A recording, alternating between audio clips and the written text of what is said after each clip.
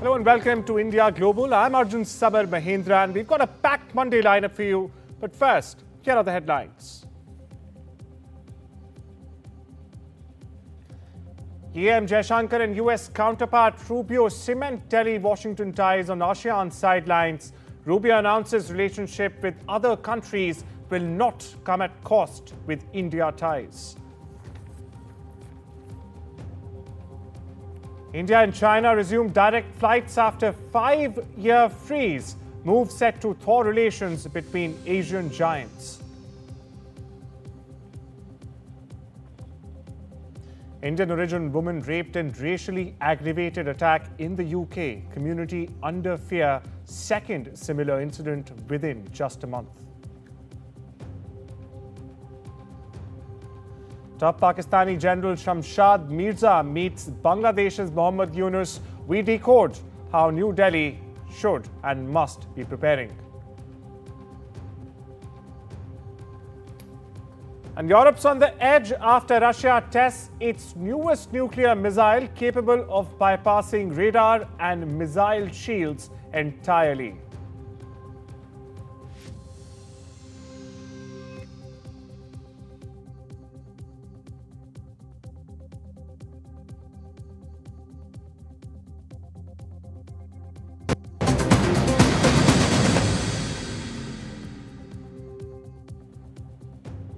Our top focus this Monday on India Global viewers. India and the US are once again underlining the strength of their growing partnership.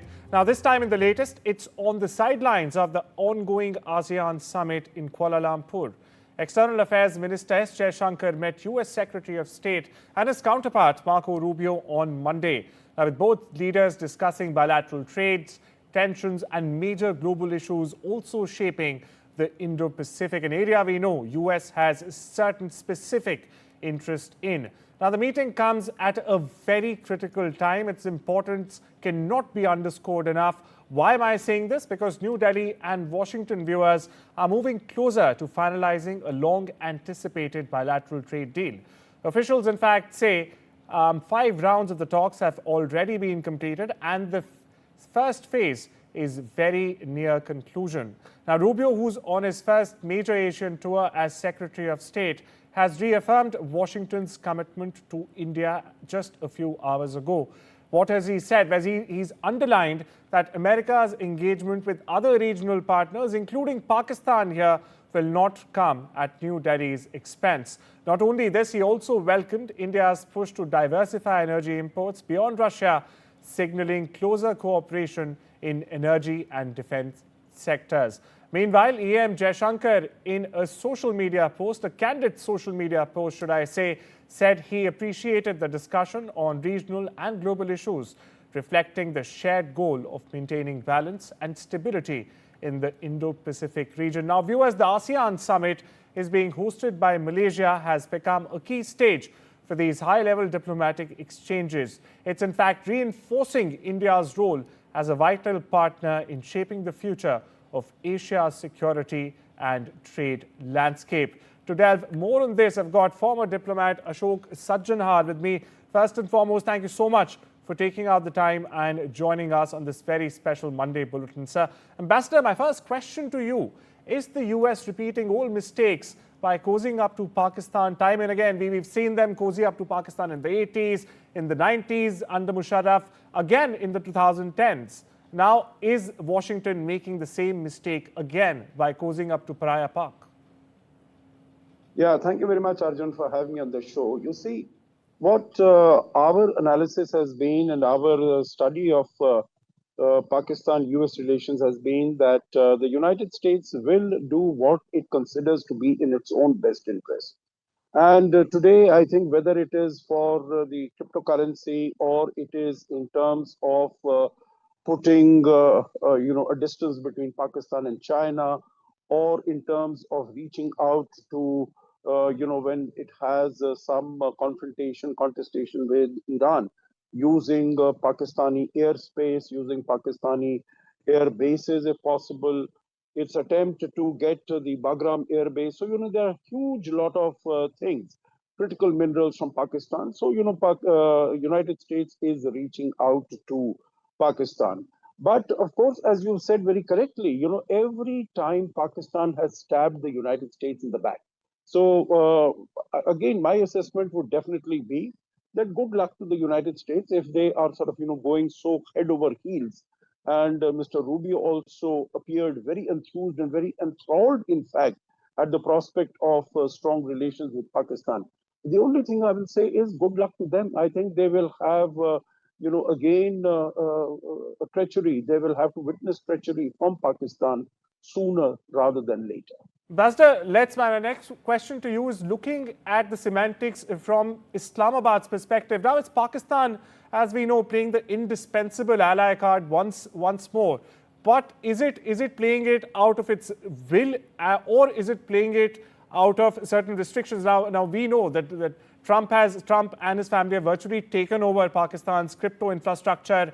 They're signing deals in oil exploration and other kinds of exploration in Balochistan, where China is already, exploiting and mining their resources. So does Pakistan now really have an option to play the indispensable ally, or it has sort of been forced into this role by the US and the Trump administration now? Yeah, excellent question, Arjun. Let me make 2 points. Number one is that Pakistan has always made itself useful, to its partners and to its allies. So, whether it is China, it provides its access to the Indian Ocean, to the Arabian Sea, through the China-Pakistan Economic Corridor.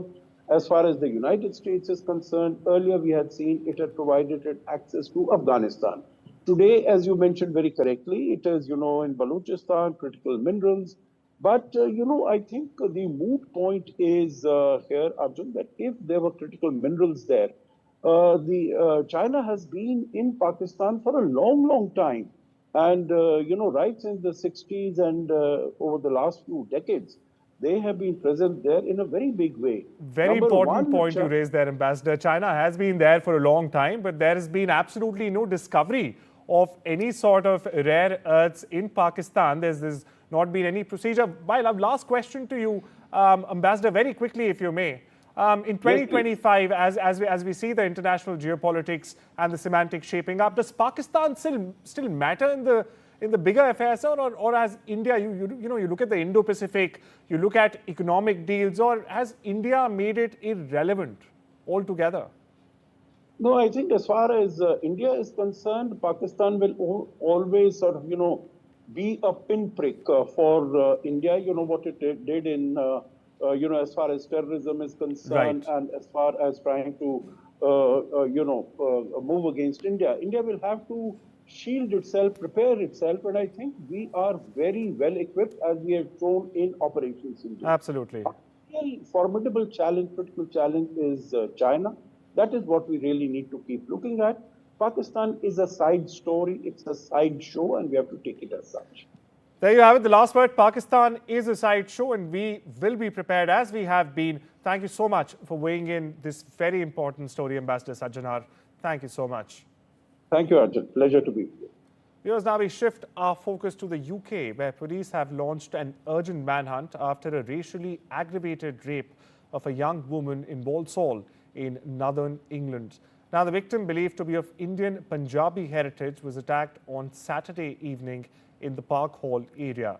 West Midlands cops, meanwhile, have released CCTV footage of the suspect right there, as you see on your TV screens right now.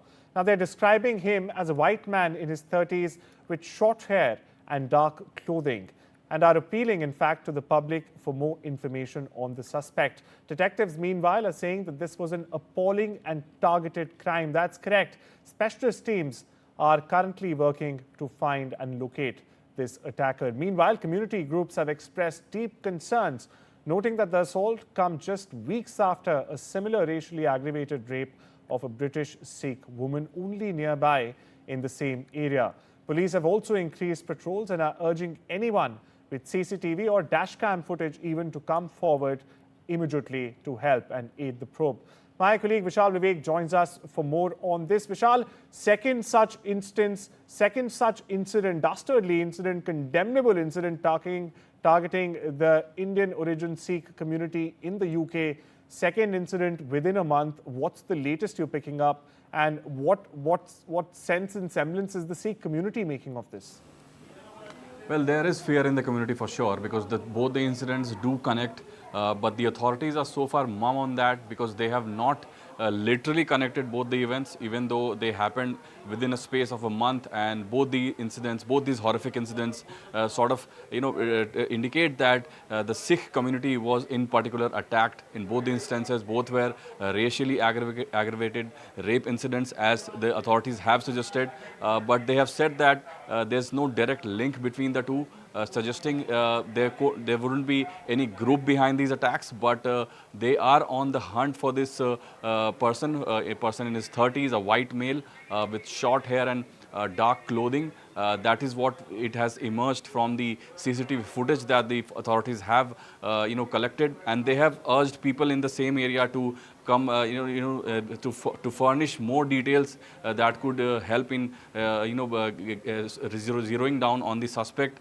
because the suspect could be at large, could be in any area. Absolutely. But the fact that people have dash cam footage, cameras, and also CCTV cameras all across, they could help in zeroing in on the suspect. So that investigation is still going on. Right. Too early to comment on the investigation, but the community has been contacted by the police, and they have been assured that they are in good hands, and more police officers will be seen in the area, so that the community is assured that they won't be attacked again. Thank you so much, Vishal, for putting all these developments into perspective for our viewers. We shift gears. After more than 5 years, viewers, the skies between India and China are finally open again. That's right. The first direct flight since early 2020, in fact, took off from Kolkata late last evening or Sunday night. Indigo flight sequence 1703 or 1703 departed just before 10 p.m. bound for Guangzhou, marking a new phase in post-pandemic cooperation between the two Asian giants. Now, more routes are also on the way, with Delhi-Guangzhou flights starting the 10th of November and China Eastern launching Shanghai-Delhi service just a day later. In fact, Air India is also working on a plan to start flights to Shanghai from New Delhi. Viewers, this moment is being seen as a major step towards rebuilding the lost trust between the two Asian giants, as I just mentioned.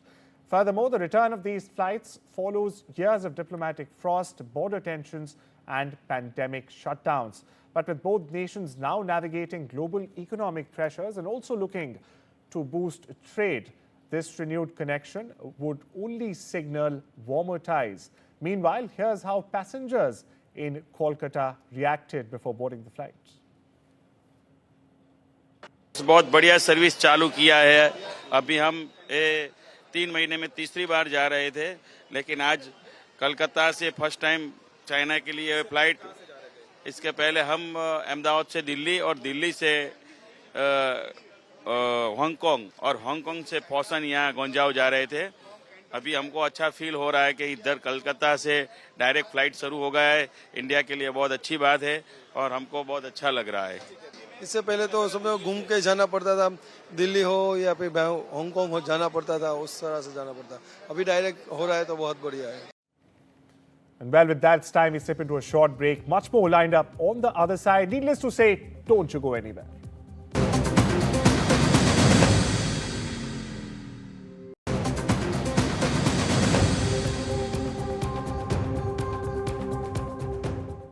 Welcome back. You're watching India Global, viewers. We shift our focus to Bangladesh, where in capital Dhaka, two uneasy neighbors, Bangladesh and Pakistan, shook hands, smiled for the cameras, and also promised cooperation few believe will ever materialize. Pakistan's Joint Chiefs Chairman General Shahir Shamzad Mirza met Bangladesh's Chief Advisor Professor Mohammad Yunus for what officials are calling wide-ranging talks. That's correct. They spoke of trade, connectivity, and even defense. However, behind the polite phrases lies the political theatre, viewers. That's correct. Meanwhile, when Dhaka is juggling economic strain and internal unrest, Islamabad, on the other hand, is weighed down by its own crises. A new shipping link between Karachi and Chittagong was announced, along with plans for Dhaka-Karachi flight routes. Now, these are moves that analysts believe are symbolic rather than strategic. Meanwhile, for India, the region's anchor of stability, these developments are being watched very closely, just like they should.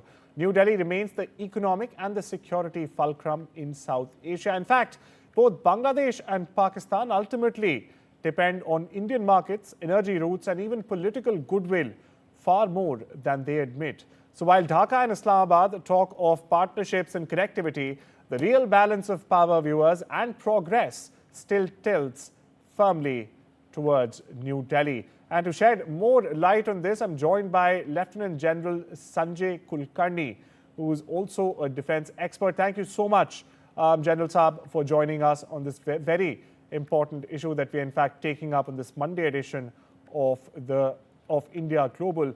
Now, my first and foremost question to you, General Kulkarni, should India be concerned about this Pakistan-Bangladesh bonhomie, or is it actually an opportunity for New Delhi to assert quite influence in the region far beyond it has been asserting? And how crucial is India's geography and infrastructure to counter any threat that may arise?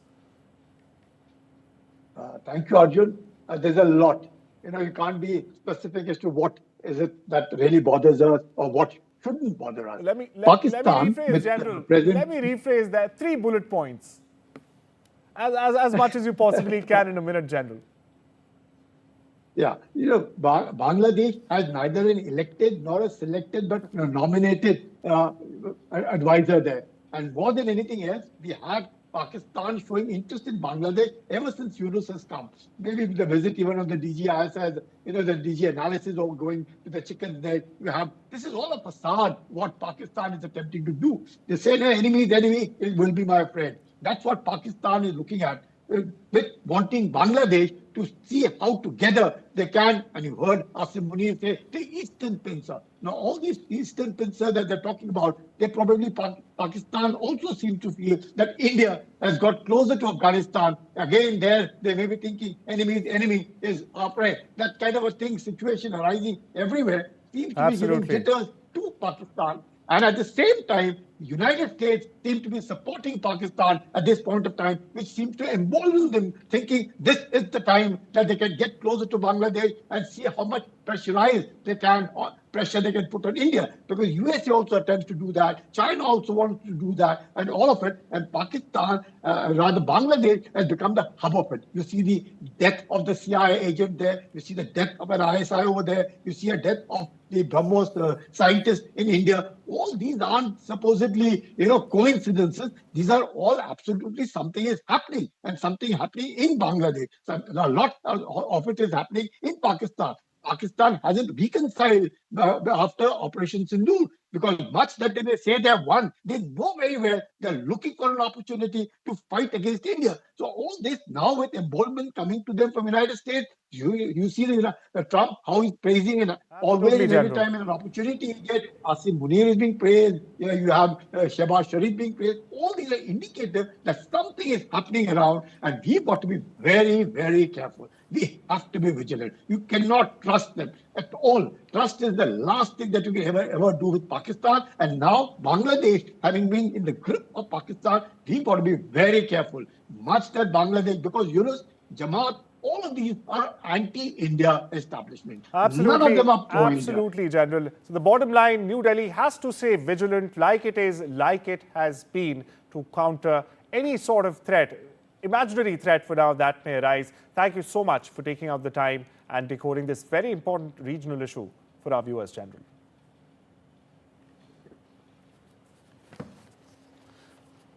Now shifting focus, viewers, in a powerful show of military ambition, Russia has just tested its long-rumored nuclear power Burevestnik nuclear missile. That's correct. It's a weapon President Vladimir Putin himself claims it can outfly, outlast, and outmaneuver any defense system on the earth. Now let's break down what makes this missile one of the world's most talked about weapons in modern warfare. First up, we have for you the missile. The nuclear power missile can fly 14,000 kilometers non-stop. That's correct. The missile's It can cover 14,000 kilometers. That's roughly a third of the Earth's circumference. It can do so without refueling thanks to its nuclear propulsion core. Next up, the Russian generals are saying that the missile remained airborne or in the air for 15 long hours straight, which demonstrates unprecedented endurance for a cruise missile this size. Next up, meanwhile, analysts are estimating that the missile could circle the globe if need be, giving it reach far beyond any current intercontinental ballistic missile system. Moreover, its low flight path allows it to slip under radar detection, making it nearly impossible for conventional defenses to intercept. Moscow, meanwhile, says its unpredictable flight pattern and low altitude also make it invisible to the most advanced Western defense networks. That's not it. Once boosted into the air, viewers, a small onboard nuclear reactor kicks in, providing virtually limitless propulsion and also sustained kinetic power to this intercontinental ballistic missile. Furthermore, it's known to NATO as the Skyfall. That's right, NATO is terming it the Skyfall. It's the very weapon that symbolizes Russia's bid to maintain strategic dominance,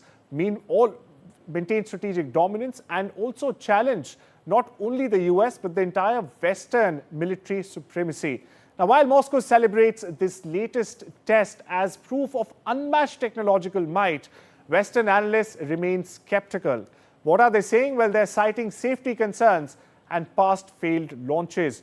Now, still, the missile and the Kremlin's message is clear. Russia wants the world to know its nuclear deterrent is evolving.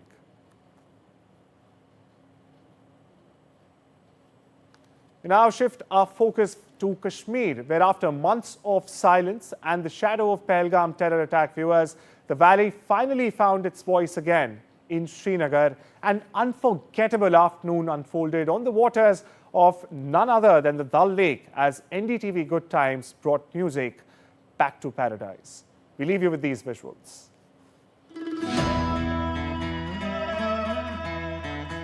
The Dal Lake, shimmering under the autumn sun, became a stage of hope and harmony. After the Pahalgam terror attack, the NDTV Good Times Srinagar concert was more than just a concert. It was Kashmir's heartbeat returning to rhythm.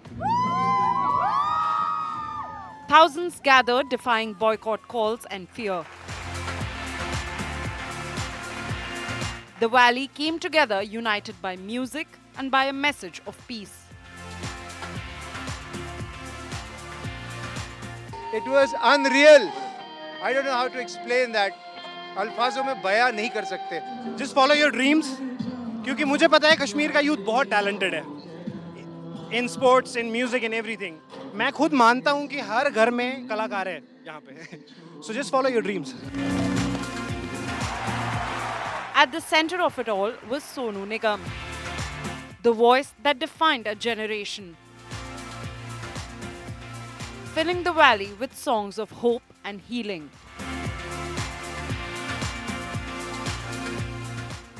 For me, it is like Kashmir is like a beautiful painting that people should look at. Yes. People should appreciate that beautiful painting. Yes.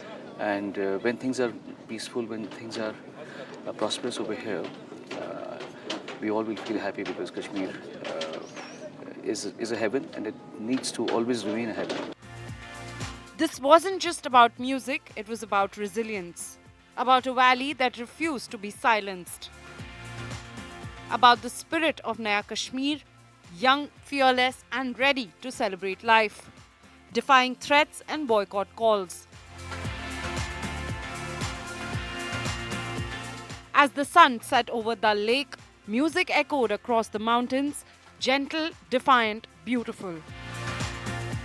And in that moment, Good Times truly returned to paradise. Srinagar sang again and the world listened.